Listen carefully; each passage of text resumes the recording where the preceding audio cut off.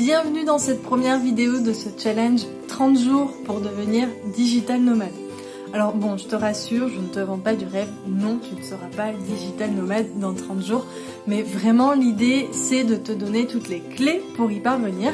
Devenir digital nomade, c'est un projet qui est très long, il y a plein de choses à prendre en compte, il y a surtout toute la partie entrepreneuriale, freelancing ou remote selon le mode de travail que l'on a choisi, mais ça on en reparlera de toute façon dans les prochaines vidéos. Donc forcément c'est un processus très long, mais mon objectif c'est que pendant ces 30 jours, pendant ces 30 vidéos, je vais te donner le maximum d'astuces, de conseils, de clés possibles pour à ton tour te lancer et devenir digital nomade. En gros, qu'est-ce qu'on va voir ensemble? On va voir si le nomadisme digital est fait pour toi. On va voir quelles sont les meilleures façons de devenir digital nomade. On va voir comment se lancer, si c'est possible de se lancer en partant de zéro. Combien d'argent faut-il pour se lancer?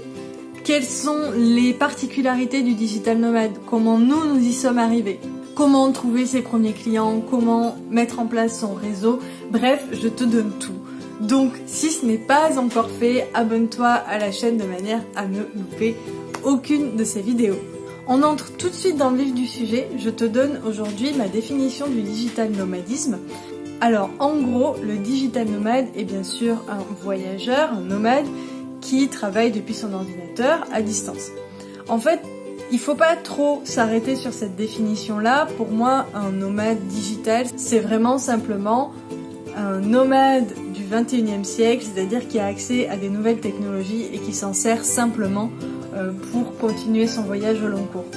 Et il y a vraiment aussi une notion de nomadisme qui est importante par rapport à la notion de voyage. J'ai parlé un peu de voyage, mais en fait c'est vraiment plus juste de parler de nomadisme parce que nous ne sommes pas en vacances.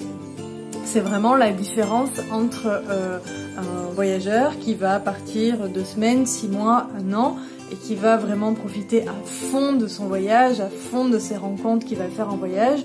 Le digital nomade, quant à lui, il va plutôt vivre à un endroit, une sorte plutôt d'expatrié, mais à son compte, en mode indépendant.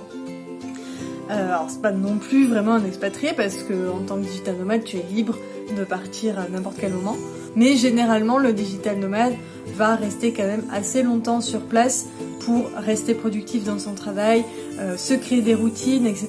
Et d'ailleurs on en parlera dans les prochaines vidéos. Mais voilà, la notion de digital nomade elle est là, c'est pas un vacancier, c'est vraiment un travailleur avec tout ce que ça implique, un travailleur indépendant, soit freelance, soit entrepreneur, soit en remote, moins indépendant, mais travailleur quand même, donc avec des contraintes qu'il essaye de lier avec sa vie quotidienne à l'étranger. On se retrouve demain et on va voir si le digital nomadisme est fait pour toi. Salut!